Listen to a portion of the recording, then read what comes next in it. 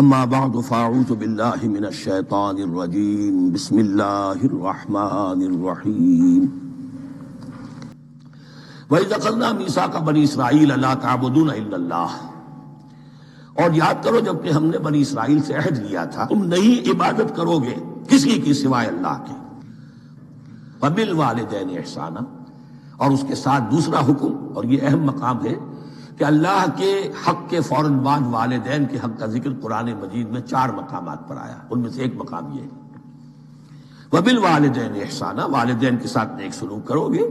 وَذِي الْقُرْبَىٰ، اور قرابت داروں کے ساتھ بھی، وَالْيَتَامَىٰ، اور یتیموں کے ساتھ بھی، وَالْمَسَاكِينَ، اور محتاجوں کے لیے بھی، وَقُولُوا لِلنَّاسِ حُسْنًا، اور لوگوں سے اچھی بات کہو، اچھی بات کہو، صحیح بات کہو، امر بالمعروف کرتے رہو، نیکی کی دعوت دیتے رہو، وَأَقِيمُوا الصَّلَاةَ وَآتُوا الزَّكَاةَ، اور نماز قائم کرو، قبائل قائم رکھو اور زکوٰۃ ادا کرو گے، یہ گویا کہ معاہدہ ہو رہا ہے۔ ثُمَّ تَوَلَّيْتُمْ، پھر دیکھو تم نے اس سے پیٹھ موڑ لی، إِلَّا قَلِيلًا مِّنكُمْ، سوائے تم میں سے تھوڑے سے لوگوں کے، وَأَنْتُمْ مُعْرِضُونَ، اور تم ہو ہی پھر جانے والے، تمہاری یہ عادت گویا کہ طبیعت ثانیہ ہے۔ اب ایک خاص مثال آ رہی ہے، اس کے بعد پھر ایک بہت بڑا یونیورسل ٹروتھ آئے گا۔ مثال کیا ہے؟ اللہ نے ان سے ایک عہد لیا تھا، وَإِذْ أَخَذْنَا مِيثَاقَكُمْ، ہم نے تم سے یہ عہد بھی لیا تھا، لَا تَسْفِكُونَ دِمَاءَكُمْ، دیکھو اپنا خون نہیں بہاؤ گے، یعنی آپس میں جنگ نہیں کرو گے، لڑو گے نہیں، تم بنی اسرائیل ایک وحدت بن کر رہو گو، جیسے کہ قرآن مجید میں آیا ہے إِنَّمَا الْمُؤْمِنُونَ إِخْوَةٌ، تم بھائی بھائی ہو، لَا تَسْفِكُونَ دِمَاءَكُمْ، اپنا خون نہیں بہاؤ گے، وَلَا تُخْرِجُونَ أَنفُسَكُم مِّن دِيَارِكُمْ، اور نہ ہی تم نکالو گے اپنے کچھ لوگوں کو ان کے گھروں سے۔ اب یہاں مجھے وضاحت کرنی پڑے گی ورنہ بات سمجھ میں نہیں آئے گی کہ جب حضرت یوشع ابن نون کی سرکردگی میں بنی اسرائیل نے فلسطین کو فتح کرنا شروع کیا، اور سب سے پہلے جیریکو فتح کیا گیا شہر، اس کے بعد جب سارا فلسطین فتح کر لیا تو انہوں نے ایک مرکزی حکومت قائم نہیں کی، 12 قبیلوں نے 12 حکومتیں بنا لی، جیسے 12 چشمے تھے پانی کے ویسی 12 حکومتیں۔ اب ظاہر بات ہے جہاں 12 حکومتیں ہوں گی تو وہ طوائف الملوکی جس کو کہتے ہیں، آپس کی کھٹ پٹ ہوتی تھی، جنگیں ہوتی تھی، پھر ان میں سے ایک دوسرے پر حملہ کر کے وہاں کے لوگوں کو نکال باہر کرتے تھے، بھاگنے پر مجبور کر دیتے تھے، تو یہ تھی ان کی کیفیت۔ لیکن اس کے بعد پھر جب وہ لوگ چلے گئے کہیں کفار کے ملک میں چلے گئے، اب کفار نے جو ہے ان کو لا کر اور ان کے سامنے ان کے ہاں بیچنا چاہا،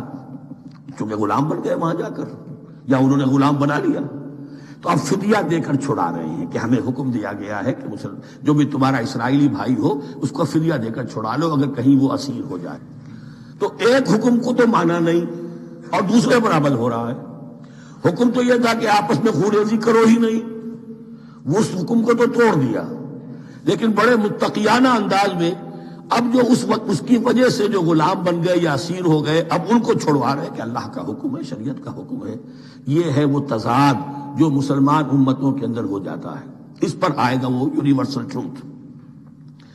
وَإِذْ أَخَذْنَا مِيثَاقَكُمْ لَا تَسْفِكُونَ دِمَاءَكُمْ، جب یاد کرو جب کہ ہم نے تم سے عہد لیا تھا کہ تم اپنا خون نہیں بہاؤ گے، وَلَا تُخْرِجُونَ أَنفُسَكُم مِّن دِيَارِكُمْ، اور نہ ہی تم اپنے آپ کو اپنے لوگوں کو ان کے گھروں سے نکالو گے، ثُمَّ أَقْرَرْتُمْ وَأَنْتُمْ تَشْهَدُونَ، پھر تم نے اقرار کیا تھا اس عہد کو اور قول و قرار کو مان لیا تھا پورے شعور کے ساتھ، تشہدون مانتے ہوئے، ثم انتم ہؤلاء، پھر تم وہی ہو، تم ہی ہو وہ تو تقتلون انفسکم، اپنے ہی لوگوں کو قتل بھی کرتے ہو، وتخرجون فریقا منکم من دیارہم، اور اپنے ہی لوگوں میں سے کچھ لوگوں کو ان کے گھروں سے باہر نکالتے ہو، تظاہرون علیہم بالاسم والعدوان، ان پر چڑھائی کرتے ہو گناہ کے ساتھ بھی اور زیادتی کے ساتھ بھی، وَإِن یاتوکم اسارا، اور اگر وہ قیدی بن کر تمہارے پاس آتے ہیں تفادوہم، تو اب تم ان کا فدیہ دے کر انہیں چھڑاتے ہو، وَهُوَ مُحَرَّمٌ عَلَيْكُمْ إِخْرَاجُهُمْ، حالانکہ ان کا تو نکالنا ہی تم پر حرام کیا گیا تھا۔ اب یہ واقعہ آپ نے پڑھ لیا، سمجھ لیا، اب دیکھیے اس سے جو سبق ہے، مورل لیسن ہے جو ابدی ہے،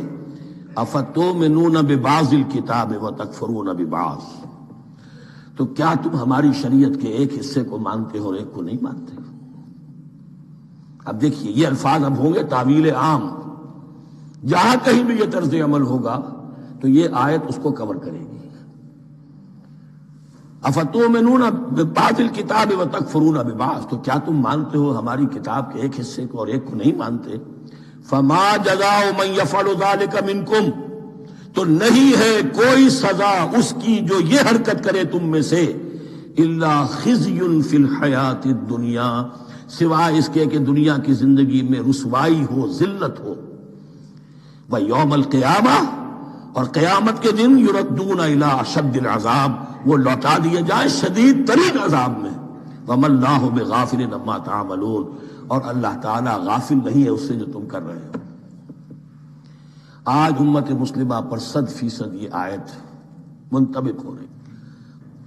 پورے دین پر چلنے کو تیار نہیں۔ ہر گروہ نے کوئی ایک شے حلال کر لی اپنے لیے، ملازم پیشہ طبقہ ہے، رشوت حلال ہے، کیا کرے، اس کے بغیر گزارا نہیں ہوتا۔ کاروباری طبقہ ہے، سود، کیا کرے، اس کے بغیر تو یہ کاروبار چلتا نہیں۔ فلاں ہر ایک کے لیے، ہر ایک نے تو نیکی اور بدی کا ایک امتزاج ہے۔ کل دین جب تک وہ نہ ہو تو اس کی سزا یہ ہے خزی فی الحیات الدنیا، وہ ہمارے اوپر ہے، ضربت علیہم الذلۃ والمسکنہ، وہ خز اور وہ ذلت اور مسکنہ تھوپ دی گئی ہے۔ باقی رہ گیا قیامت کا معاملہ، ویوم القیامت یردون الی اشد العذاب، شدید ترین عذاب میں۔ تو اپنے طرز عمل سے تو ہم اس کے مستحق ہو گئے ہیں، باقی اللہ تعالیٰ کی رحمت جو ہے دستگیری فرما لے اس کا اختیار ہے۔ لیکن دھمکی کا پھر انداز دیکھیے، وَمَا اللَّهُ بِغَافِلٍ عَمَّا تَعْمَلُونَ، اللہ غافل نہیں ہے اس سے جو تم کر رہے ہو۔ ہر سال عمرہ فرما کے آ رہے ہیں، کس رقم سے فرما کر آ رہے ہیں یہ اللہ کو معلوم ہے، یہ حلال سے کمائی تھی یا حرام سے۔ رمضان مبارک میں حرم میں پہلی صف میں جگہ ریزرو کرائی ہوئی ہے سیٹھ صاحب نے، اور وہاں کے شرطوں کو بھی رشوتیں دیتے ہیں، اور وہ سمجھتے ہیں کہ ہم تو سارا نہا دھو کر آ گئے، سال بھر جو بھی حرام کمائی کی تھی سب پاک ہو گئی۔ اللہ نا واقف نہیں ہے، اللہ تمہاری داڑھیوں سے دھوکہ نہیں کھائے گا، اللہ تمہارے اماموں سے اور ابا اور قبا سے دھوکہ نہیں کھائے گا۔ He knows you through and through, He sees you through and through. وَمَا اللَّهُ بِغَافِلٍ عَمَّا تَعْمَلُونَ أُولَٰئِكَ الَّذِينَ اشْتَرَوُا الْحَيَاةَ الدُّنْيَا بِالْآخِرَةِ، یہ وہ لوگ ہیں جنہوں نے دنیا کی زندگی اختیار کر لی ہے آخرت کو چھوڑ کر۔